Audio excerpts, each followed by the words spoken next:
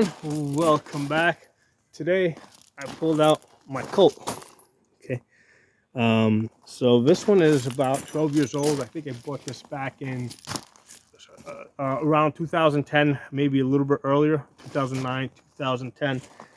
And this is back when they were selling AR-15s at Walmart. Okay, and this one was expensive at the time. I think it was something like $1,100. I think with the taxes, it ended up being closer to $1,200, compared to like the $500-600 ARs that we're able to get today. Yeah, back then this was, getting an AR, a good AR was expensive. I think the cheap ones were going for about $700 back then. So the reason I took it out is because I wanted to change the optic. It had one of these hollow sun optics, and what I wanted to do is I really like these large window optics, these Holosun 510Cs. I mean, these are great if you're like moving and shooting. Let me get behind the camera. So if you're moving and shooting, where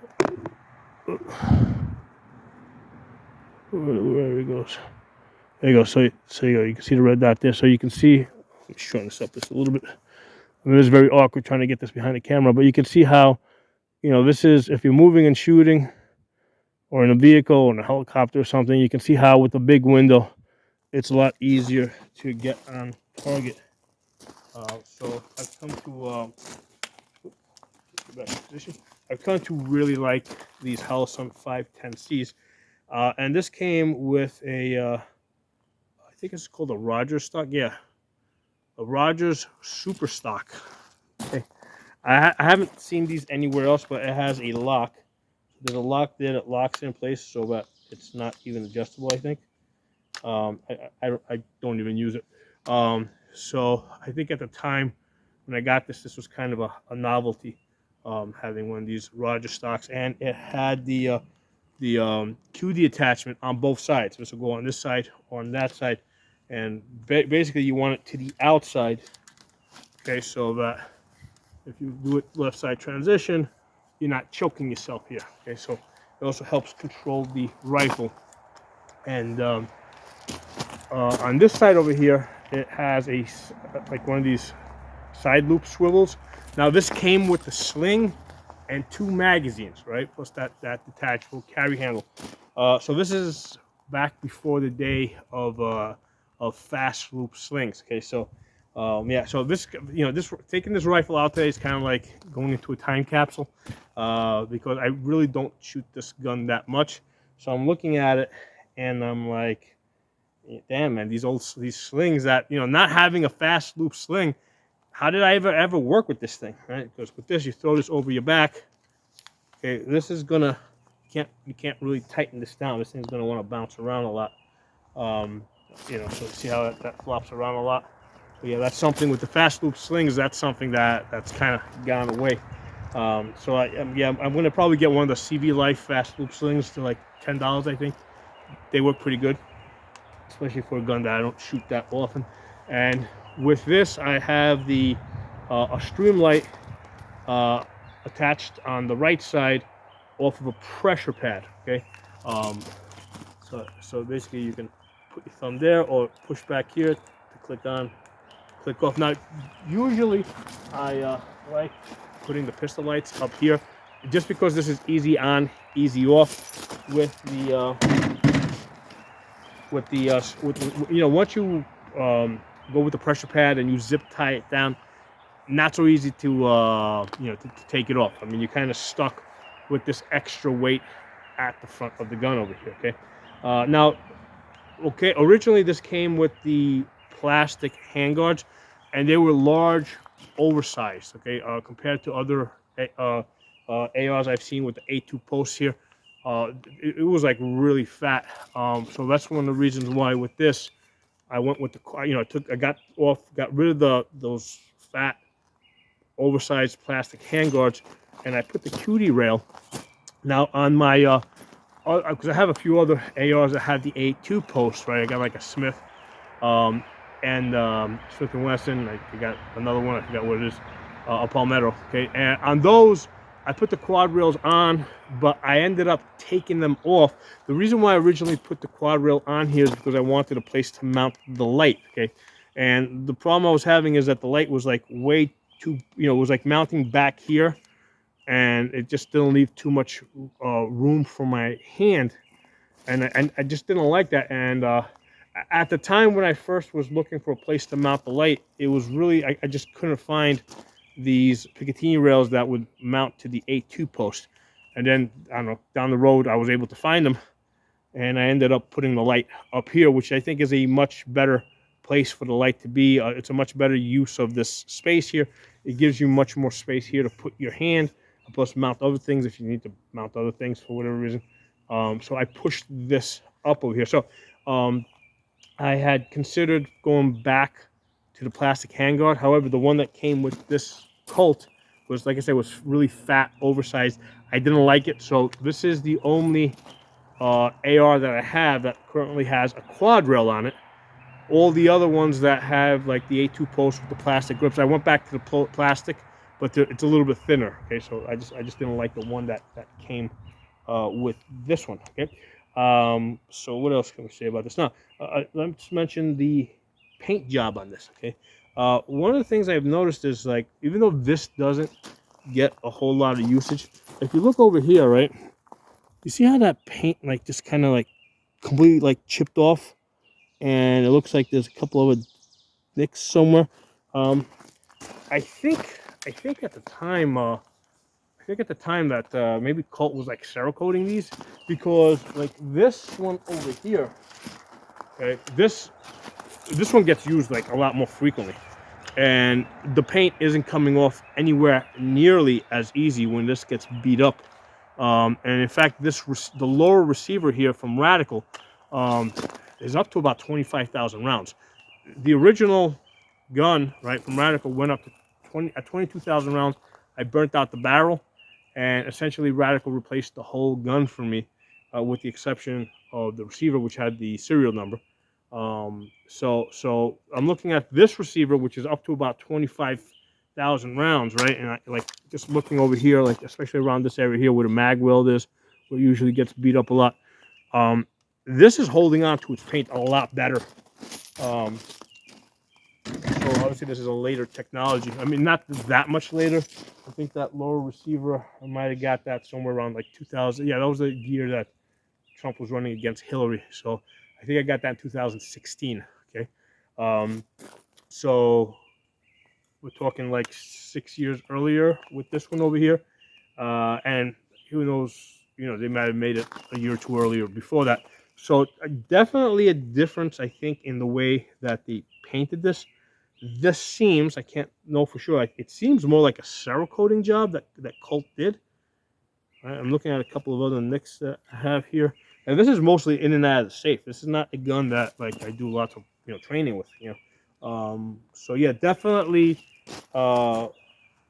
Apparently, like looking at this back in 2016 and earlier, the painting that they were doing on these jobs is not the same as what they're doing today.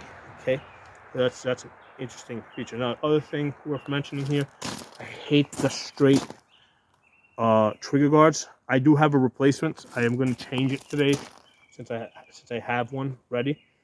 So yeah, I hate these straight trigger guards. I like the ones that have a slight curve in there. If you have in the wintertime, if I have an insulated glove, it's a little bit easier to get in there. So that's one of the things I noticed today with this gun. No ambidextrous safety. What I like doing with the safeties, what I have recently started doing, I'll take an ambidextrous safety, right? And then what I'll do is I will take it out of the gun, or before I install it, and basically use a grinder, put in the vise and use a grinder, and see how I cut that out. And basically now, because otherwise it can sometimes interfere if you have this full length. So that's not something I've done with that gun. And I don't know, again, it's not a gun I shoot that often, so I don't know if I'm going to go as far as putting an ambidextrous safety, but I am going to put the curved the curved trigger guard here because I got one left. This is the only gun at this point that has a straight trigger guard over here, so might as well put it in there. Okay, so we got the bayonet lug here. We got the grenade launcher attachment point over here, and I think that's it. Oh, the grip. I hate these grips. I gotta get a mag pull grip. I hate these skinny grips over here. Yeah, if I had been using this thing regularly, I would have changed that to the mag pull. I don't even like this rubberized grip here so much. So yeah, at some point I gotta get two mag pull grips.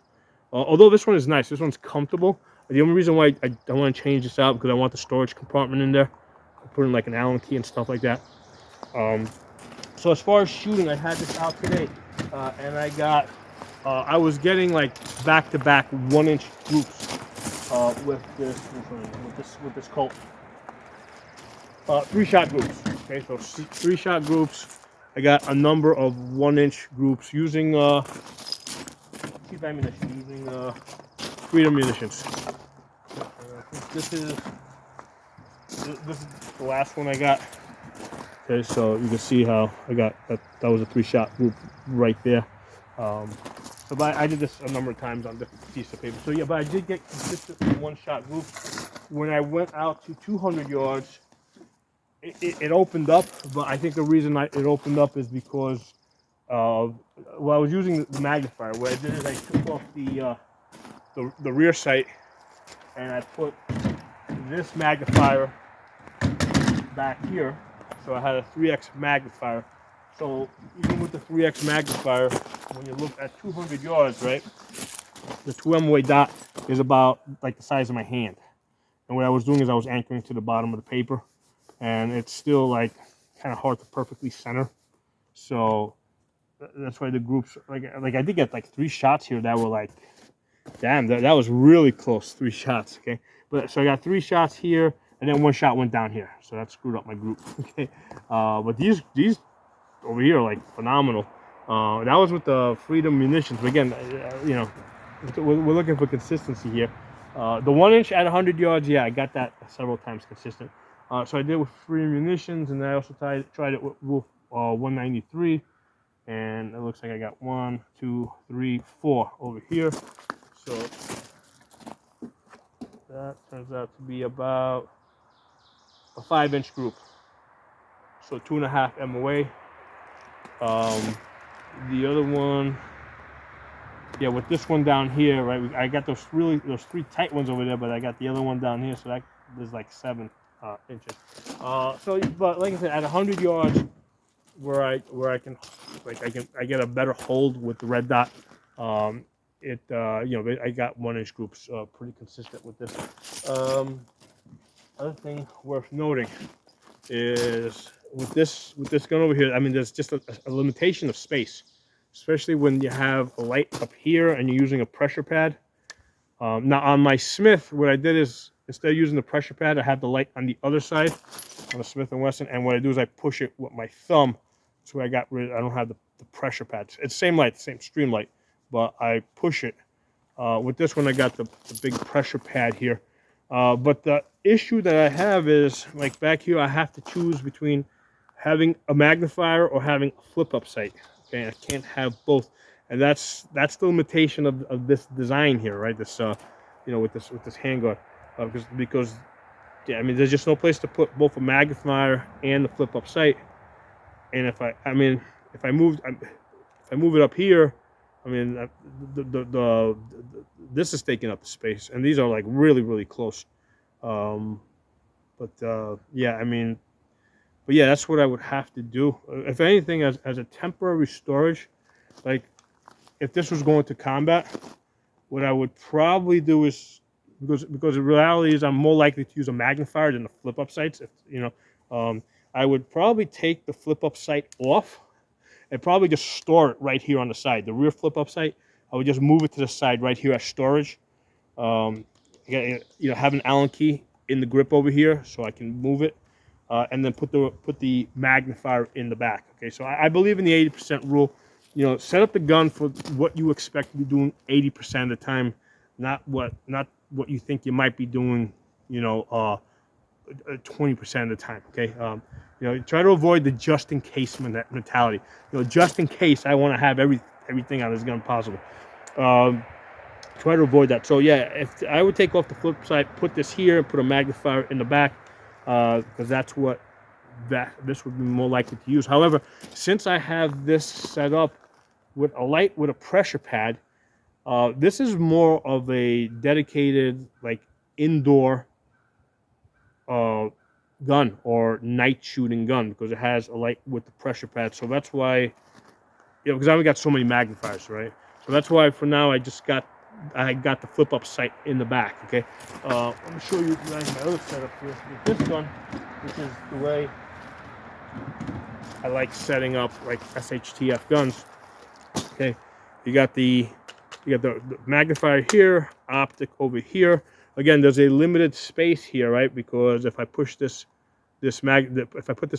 this optic any more forward, it's going to end up on the rail here, which is not stable. Okay, so this needs to be here. That's as far forward as I can go. That needs to be there. Also, with the magnifier, we're running into eye relief issues, so that has to be there. Okay, light goes up here. I like this light because it's easy on, easy off. I'm not married to it like I am with the pressure pad that zip tied down. In the daytime, this can come off and go in your pocket.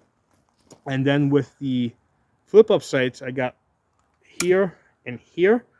Inside of 100 yards, I've tested it. That works fine. Okay, inside of 100 yards. Okay, and again, and that's just like an emergency situation. Like down the road, if I ever needed to, I can move this up here. I can move this back here. If it's on the gun, you're gonna have access to it. Okay. The problem is when it's not on the gun and you gotta go looking for it. That's when it's a problem. But as long as it's on the gun, you'll have access. And I even have a bubble level here, because with the bubble level, normally I would have in the back, but again, there's no space back here with the magnifier. So if I'm shooting at distance, that helps me level the gun and make sure that the gun's not canted. I put this on here because I had this out to like 500 yards at some point, and I said, I would want, for that type of distance, I wanted to make sure that the gun wasn't canted. But again, it's nice to have all this extra real estate to put extra stuff on here. Okay. Now with this over here, I have the ambi charging handle. I've started not liking charging handles. Extended charge, the oversized ambidextrous charging handle, especially in the summertime or spring now. This sticks into your gut. This is good for like when I'm training people, because if I'm training people, especially beginners, I'm able to lock the guns open real fast. So on the guns that I use to train other people, I have the ambidextrous, the large, oversized ambi charging handles. But a lot of times, like today, like a couple of times I was in the woods when I was shooting this thing, I'm like, damn, I should have changed out that oversized charging handle so that this thing wouldn't like just keep digging into me. Okay, so yeah, I just, since I had this out today, I thought it'd be a good opportunity to talk about this this Colt from this Walmart Colt from 2010-ish. Again, this is so that's one of the things that actually really caught my attention. The paint job, how the older paint jobs on these AR-15s apparently seems more prone to flaking off compared to the newer paint jobs on AR-15s. Because like I said, this lower receiver's got like 25,000 rounds, and it's been through a lot, through Ringer, and I don't see any paint. I don't see the paint coming off the way I see it coming off on this one. And this was, it's not the only reason. What most likely happened with this is it just probably hit another gun in the safe, and it took that took that little chip there off. Anyway, drop some comments below. Let me know what you guys think. I'll talk to you soon.